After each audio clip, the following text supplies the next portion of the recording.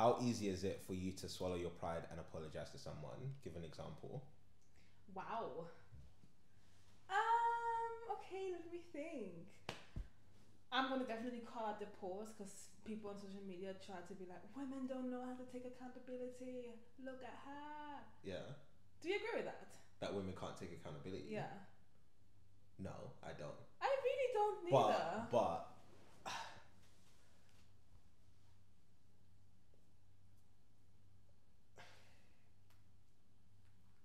there has been a few times, a few situations where like, because I feel like it takes a certain amount of emotional discipline and emotional control to actually step back from the situation Yeah. and be like, all right, cool. Outside of my emotions, what did I actually do wrong? And how can I take accountability for that? I feel like because a woman is upset, she's not able to, and this again, it's not only women, men do this as well, but when people let their emotions get the better of them, they're no longer able to be introspective and look at themselves because they're so focused on who made them feel the way that they feel. So I feel like maybe that's where that stereotype came from. Because I think men, I also don't know, because okay, women have their emotions, so they can't really be introspective and look at it from a bigger picture to find like that kind of like accountability. But then men have their ego. Like we both have crippling elements to not being able to apologize. Yeah. And I think because women inherently have the emotions with the empathy, it's probably more easy for a woman to apologize than for a man with that ego. There's nothing that goes past that. I don't know. It's like a brick road, a brick wall sometimes. I really feel like, so I think if you look at it like that, I probably would say it's harder even for men to apologize unless like they cheat. They know how to fuck up, cheat, and then come back for forgiveness. You know how to do that. I'm not posting that. Why? It's just a bit like, I'm not a man hater, but I'm just saying. And you know what, to be fair, I've never been in a situation where I've been cheated on. I have been cheated on, I'm sure, I must be, but I've never been in that scenario like, oh my god, you cheated. I've always lived in this, I could say I've never been cheated on, but probably I have, but I've never lived in the ignorance of not being confronted with it. But back to the point. Yeah. I feel like saying men do this and women do It's that. shit. I don't necessarily agree with that kind of that's dichotomous true. way of thinking, but I do feel like women are a lot more in touch with their emotions. Yeah. And that can be a good thing, obviously, but Yeah. in some regards, if you don't have control or discipline over those emotions, it can stop you from being introspective. And I feel like that's where this stereotype comes from. But then I just feel like the stereotype, you can spin that around because men don't have control over their emotions. Not feeling them and putting them under the carpet is not control. It's just pretending like they're not there, and then you just have this wall of like pride, and whether then it's also quite just also one dimensional. It's like, is this feeding my ego? Is this not feeding my ego? If it's not feeding my ego, it's wrong. If it's feeding my ego, it's right. Where are you gonna find accountability within that? I don't know. I just disagree. And I Do you feel think like men are more prone to apologize and be accountable and apologize? yeah, Apologize, but are men apologizing because they actually feel like they've done something wrong, or they're just so scared of a woman's emotions and her maybe sitting you down and having a serious conversation about what happened, because you don't want to have that conversation because in your mind everything that's not peace is war? Then now you're like, oh yeah, sorry, shut her up, bye. Is that accountability, or is that just that sounds familiar. like, is that accountability though? Yeah, that's not accountability. Yeah, I feel like accountability is firstly apologizing, so actually stating what you did wrong, which in my experience women can struggle with, but it's also about change behavior. That's kind of the 360 of accountability, and I feel like men might be quite good at the apologizing part, but maybe they struggle with the change behavior part, And and women yeah. struggle with the apologizing part, but maybe they're more willing to change their behavior.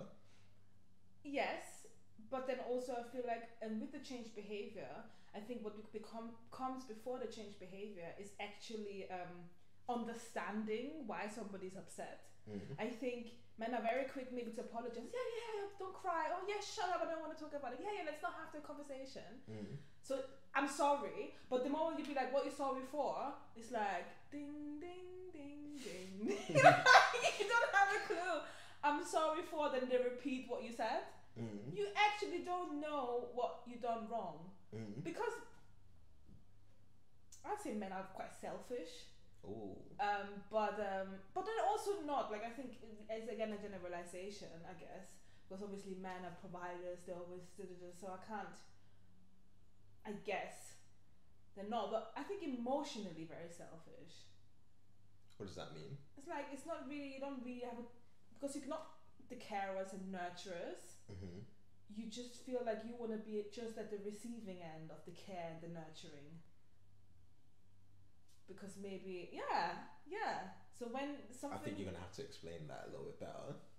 if a woman's role is to care and to nurture, She said that. isn't that what people say? Females are nurturers and carers. I mean, people say a lot of things. I don't necessarily agree with that. So you don't think women are nurturers and carers? I feel like historically that's like the what? Why are you rolling your eyes for? It's so funny. I thought I just rolled my eyes inside, but it actually no, came out. You always, and let me tell you, that always happens. I always see like you think you're doing something internally, but it shows all the time. I did not physically roll my eyes.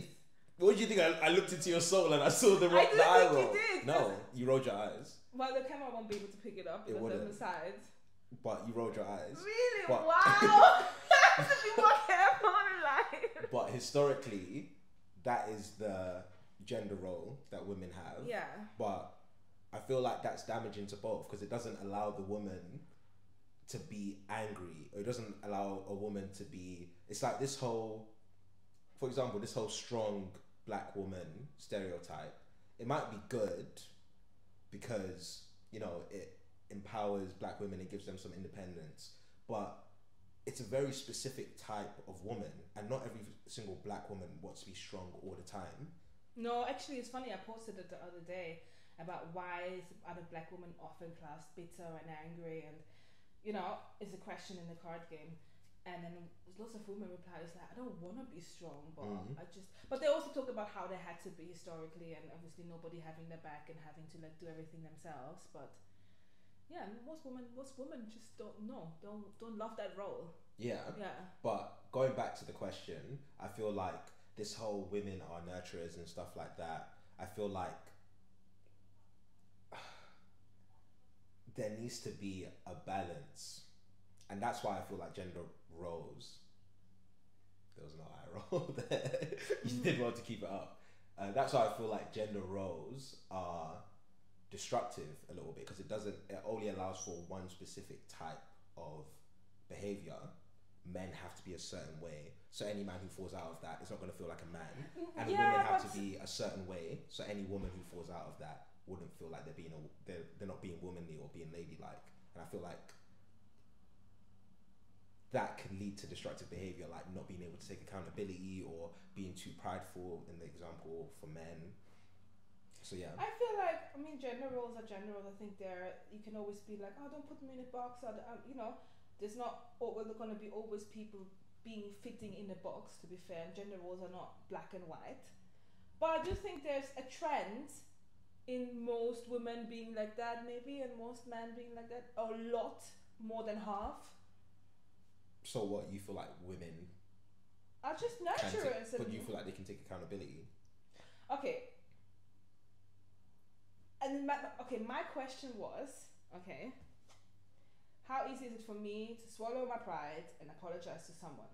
Okay. Oh yeah, that was the question. Yeah. Which would then, that's how we got to the thing, which kind of would prove that it's bad, because I would have just answered the question without trying to change the subject. Well, I didn't try to change the subject, but I personally think I'm quite self-reflective, and I'm quite I'm very accountable for my actions, Mm-hmm. and I think about things I've done or do, and really want to make sure I treat people fairly, but then also treating myself fair within the process. Mm-hmm. Because often, like, a no to others is a yes to yourself. Okay. But I do feel like, I think, well, it's never easy to apologize to somebody and be accountable and be like, yo, I fucked up, I'm really sorry. Mm-hmm. But I've done it and I do it a lot. Give an example. Give an example. Okay, well, I guess in a way, I'm a quite self-reflective person, and I feel like when I do something wrong, Mm-hmm. I'll be like, yeah, I did wrong, and I think it's always hard to apologize and be accountable, like, but we all fuck up. Mm-hmm. So I'm quite honest, like I can be like, yo, like I'm really sorry for that, and sometimes like I apologize for things that, and the person is like, huh, I didn't even think of it like that. Mm-hmm. I was like, nah, I do feel like that was not okay, and then they're like, oh no, that's fine, you know. But like, give an example.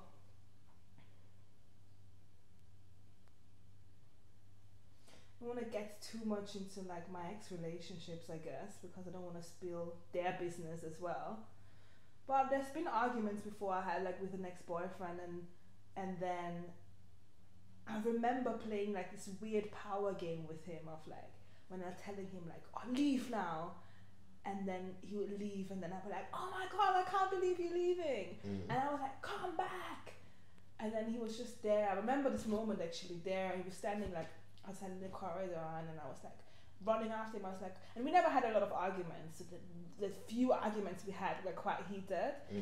So we've been together for like 5 years, maybe had 3 arguments or something like that. We Mm. got on quite well, but there was one of them, and then I ran downstairs, and it was just looked so drained and tired. And then I was like, come back now, like basically, if you go, I'm gonna break up with you. After I just told him Mm-hmm. to go, and then he was just like, and he just looked so tired and sad. And in that split second, I felt like he's gonna turn back. But then I was like, there was this second I was like, okay, he's gonna turn back and come. But then I was like, but it's so degrading for him now. Mm-hmm. If he really comes back now. And then I was like, you know what, just go. And I let him go. And that was such a moment for me where I was thinking, oh wow, like that this moment where I felt that he would have come back, I lost a lot of respect for him. Mm-hmm. Yeah, I felt like if he would have come back, I would have lost respect for him. And the next morning, I actually like went home to his house Mm-hmm. and tidied up and everything, and before he came back from work. And then when he came back from work, he was there, and I was basically just said to him like, I'm so sorry for yesterday and everything. And you know, and we went through the whole thing. I mean, the whole argument was not just my fault. I mean, it takes two to tango. Mm-hmm. But just that moment of like, you know, when you completely lose it, and you just get to this moment where you actually take it so far that you're just kind of doing like a power game. Mm-hmm. So I was like, yeah, I'm sorry for that, and my behavior was not okay. And like literally I went to his house after work to apologize to him and say like, I'm really sorry, and we kind of spoke through it a little bit more, and he forgave me, and that's, yeah. So because I feel like it went beyond actually having an argument for solution's sake. It just ended up like to be this power game Mm-hmm. where I just wanted to prove a point that whatever, and I'm gonna be, you know, tell you to leave, tell you to come back, tell you. And then moment where I just saw in his face he would have kind of gave in, Yeah. I realized like, no, it's actually quite important that we keep like a certain level of respect. Yeah. But And- at that point, do you feel like you were still emotional when you realized that? Like, do you feel like you're able to take accountability even at the peak of your emotion, or do you feel like it? Yeah, that's why I told him to go, because that's why I said to him, you know what, go. Because before I've maybe in different relationships, I've never had many arguments in my relationship. That's not necessarily so. accountability though, because it took you to the next day to apologize. No, well, it didn't take me to the next day to apologize, because I just like, I had to pause for a second. So it did take you to the next day to apologize. It did take me to the next day to apologize. But sometimes, yes, I was still in my. But emotions, either way, you don't just like that. But that's what I'm saying. Yeah. Do you feel like you need to come down from an emotional state in order to really be introspective? I think I really the moment for when I told him already that he should go, I already paused, because my usual reaction would be like, carry this on. I mean, I haven't really had many relationships with arguments, but I do know from previous arguments before and how it gets on an emotional spectrum, that usually I would have not done that. To be like, you know what, pause here. Actually, it's better you go home right now and I stay here, that we kind of like separate the situation as well. Yeah. I would have just carried it on for carrying it on's sake. So I think I already had my accountability there. And then obviously you do need that space, because what it is in that moment, you actually do need space, because we've gone past trying to find a solution. We're just like projecting our emotions onto each other now. So we already crossed the line. So for you to be in a space where you realize you crossed that line, there's nothing to discuss here anymore. Some people go crazy to think of like now separating, because it's not nice, but you're not going to solve the issue tonight, you're just going to make this worse. So you go your way, I go your way, and then when we calm down, can then have a clear mind, think about this, and then get back to it with a clearer mind, sleep on it. I do feel like some people are like, yeah, I wouldn't want to go to sleep mad, but I do think space is really important. We just reached a point where I don't think that would have been solved anyhow. It was just too emotional. So to even be like, you know what, stop it here, for me was already like a step up in terms of like accountability, because I would have, and I know many people just carry this on. Especially women, I think often we don't want in this situation, we're like, go, but we don't want you to go really, and then he really goes and you're like, oh, he's going. And then it just, but yeah, but I think it's quite mature from my perspective for me to already be like, no, go.